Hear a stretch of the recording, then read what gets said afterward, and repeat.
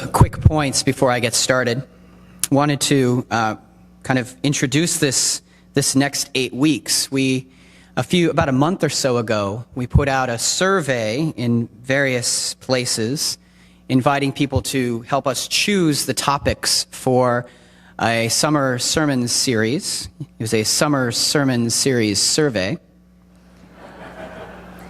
And we received back a great many responses. And by far, the number one vote getter from that summer sermon series survey was, what does our faith say about faith and politics? I was interested in that. Over half of the people who responded chose that as one of their choices. I thought maybe they were just particularly interested in that, or maybe they wanted to see how I might make the connection. So here we go. Second, as I mentioned in the time with children, in my first call, there was in the room leading into the sanctuary, there was this fresco of this particular scene from the Gospel of John, and it was interesting. It was very dark and very ominous and very poorly lit, and it sat on the wall, and people would come in and get really close up to see it, and you could almost see them kind of like, oh, that's Jesus chasing people out of the temple. That's interesting. About 2.5 years into my time there, we received a gift from a family in the church of a different piece of art to put in that particular space. And so we took down the fresco, and within about a month, the couple that had donated the fresco showed up to church for the first time in about 20 years. And so I had the opportunity to explain to them why we had moved the artwork. And the wife and the couple said to me, well, but it's a very important message of our faith about greed. And I said, I agree. It's just not necessarily the message we want people coming in and out of worship every Sunday to be hit in the face with. That particular piece of artwork was redonated to another place soon thereafter. I tell you, they say there's no politics in church. I don't know. But thank you for indulging me. When Elena and I moved to Los Angeles, the first thing we did at my prompting, before we went to the DMV to get our driver's licenses, was to go to Disneyland and get annual passes. Initially, Elena was not sold on the idea, but she came around very quickly after a couple of visits to the Magic Kingdom. What Elena liked most about Disneyland was the sense of immersion one experiences in the park. Not the brand immersion, which if you have ever been to any of the Disney parks, you know is a very real thing. Instead, it's the immersion of being in the Disney parks, truly disconnected from the rest of the world. It makes for a real day away. And for someone in our profession, when you are essentially on call 24/7, it's a nice feeling. There are those who believe that church should be a similar experience, escaping from the world. They believe that we deal with real-world issues the rest of the week. So coming to church should be something of a reprieve, a place to set aside all of our daily worries and burdens and step away from the world. And we most definitely should not bring politics into the life of the church. In that way, the church is kind of like a dinner table in the Midwest, where politics and religion are forbidden topics, although I hope we can occasionally talk about religion. This is, of course, a perfectly fine perspective, and one that has been held by Christians in every age, even those who precede us. It was, in fact, the perspective of one of the main 3 Jewish sects of Jesus' time, the Essenes. They were people who separated from the rest of the world and went off into the wilderness to focus on self-perfection. This sect, by the way, did not persist too far into the Common Era. But I will say again that this is a perfectly fine faith perspective. It just does not reflect my understanding of our faith, and if I may be so bold, does not reflect what we can gather about Jesus from what we know about him. For should we read the stories in the gospel accounts of his life, one thing we know for certain is that Jesus' ministry was not apolitical. Jesus was, among other things, a prophet. Standing in the long line of Hebrew prophets like Moses, who spoke up for the rights of his people in the face of the Pharaoh. Prophets like Nathan, who took issue with King David himself after David stepped way out of bounds to acquire Bathsheba as his wife. Prophets like Isaiah and Jeremiah and Ezekiel, who spoke truth to the people and to the leaders of their time, speaking out against the mistreatment of the most vulnerable in society. For an example of Jesus' prophetic nature, we need look no further than the passage we heard this morning. This story common to all four of the gospel accounts, Jesus' cleansing of the temple. While it does appear in each of the four gospels, it appears in a different place in the Gospel of John. In Matthew, Mark, and Luke, it appears toward the end of Jesus' time, at the beginning of what we now celebrate as Holy Week. But in the Gospel of John, it appears at the very beginning, just after the wedding at Cana. In this way, the temple cleansing sets a tone for Jesus' ministry. I might add, a very political tone.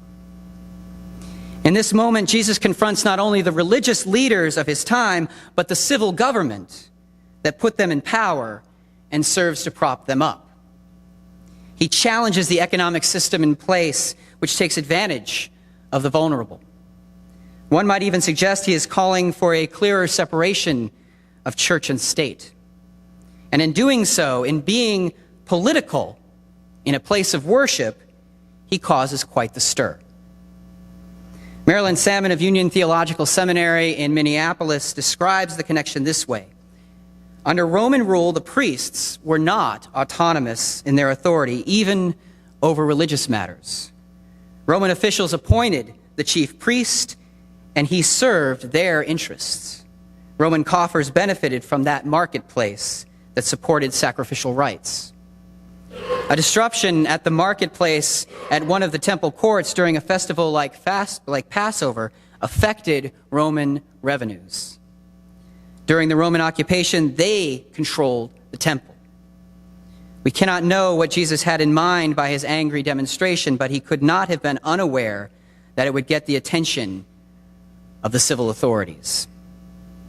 As a result, this relatively brief scene demonstrates the political nature of Jesus' ministry, a focus on the poor and the oppressed, a focus on social justice for all, and a challenge to the priorities of wealth and power. These were political statements then, and they are today, as they fly in the face of a society that demonstrates a different set of priorities.